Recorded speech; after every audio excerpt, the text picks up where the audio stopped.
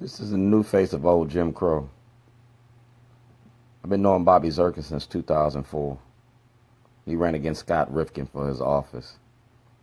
I refused to put Zirkin's campaign sign at my store, and I put Rifkin's store at my store, and Zirkin promised to make my life miserable. Well, I was making a documentary about the Democratic Party in Baltimore City and Baltimore County. I was showing how the state's attorney incarcerates black people overwhelmingly versus white people. I showed the role that these elected officials play in Jim Crow justice and mass incarceration. Bobby Zirkin's 2018 crime bill ain't no different than Bill Clinton's crime bill from 1994. You use the fear of black people to pass your laws. You use the fear of black people to pass your laws, threatening and intimidating. You've been doing that for the last 50 years in the Democratic Party. For 50 years, you've been demonizing black people and you wanting our black votes. It's a double-edged sword. So when you see these white faces, you need to hold them accountable in the black community. You don't need to give these white faces your black votes because they don't care about your black bodies. He used Scott Shellenberger to clean up the community, so he says, but Scott Shellenberger just demonizes black people in Baltimore County and arrests them without probable cause. On February the 2nd, 2011, I turned in Bobby Zirkin, Kamenetz, Governor O'Malley, Scott Shellenberger, Judge Turnbull, Judge Janae for corruption in the courts.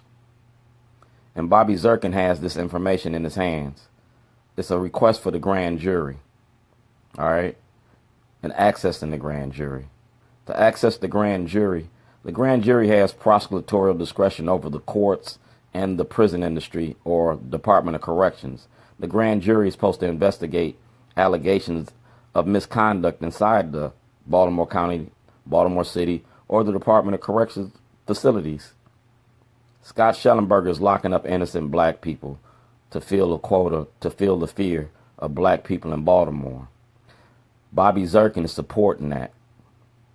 Moram is supporting that. These are the faces of old Jim Crow. They just ain't got their sheets on today. Now, when I see them, they avoid me. When I ask them these questions, they avoid me. Marilyn Mosby, Cheryl Glenn, McFadden, y'all part of the O'Malley mob machine, and y'all collect money to lock black people up. You claim that you're doing the right thing, but you're not. It's called checks and balances. And one part of the government ain't doing the right thing, the other part's supposed to check it. Judicial, executive, and legislative branches. Bobby Zirkin is the chairman of the Judiciary Committee. And that's a dangerous position for him to be in because he wields power over people's bills. If you don't play with Zirkin, you don't get your bill passed. If you ain't sleeping with Zirkin, you don't get your bill passed. Zirkin don't care about black Baltimore, city or county, or black Maryland. He wants to make America great again because he's a rhino, a Republican in actions and a Democrat by name. He's a rhino. And that's what happens in Baltimore County. Kamenetz, Julian Jones, Quirt, Allman. Y'all passing these laws to incarcerate black people and nobody wants to be held accountable. 2018 elections, we're going to talk about white supremacy. We're going to talk about Jim Crow. We're going to talk about the things that you do. And we're going to do it very publicly on social media. I'll be at your town hall. I'll be at your town hall meeting today at 3 o'clock. And this is part of the discussion. So you don't say that you don't know who I am or don't know what I'm talking about. I got one pending post.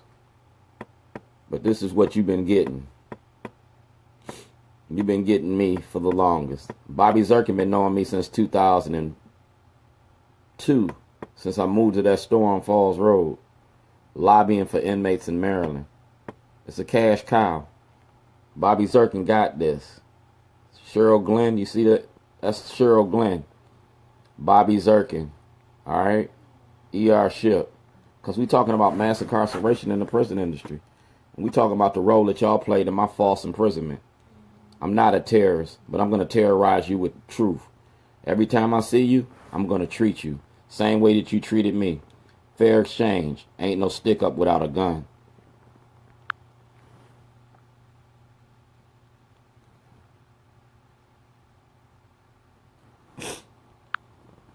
You held me for 86 days for a crime I didn't commit. You took my truck, my computer, and the evidence against Scott Shellenberger, the evidence against Bobby Zirkin, the evidence against Governor O'Malley. No justice, no peace, until I get what belongs to me. And hold those officials accountable for what they did and what they're doing. God bless the dead, because I had to bury mine. I can't save my son's life, but I can save somebody else's life. If we start holding these officials accountable, we won't be dying. In the war on drugs, that are in the violence. In the war on drugs. Have that conversation about ending the war on drugs. Because until you end the war on drugs, you're going to continue this violence. And you're going to continue the corruption. Police can't rob drug dealers if drugs ain't illegal. Politicians can't rob people if the crimes is what they is. So at the end of the day, give me access to the grand jury. Because until I get justice, y'all not going to get no peace.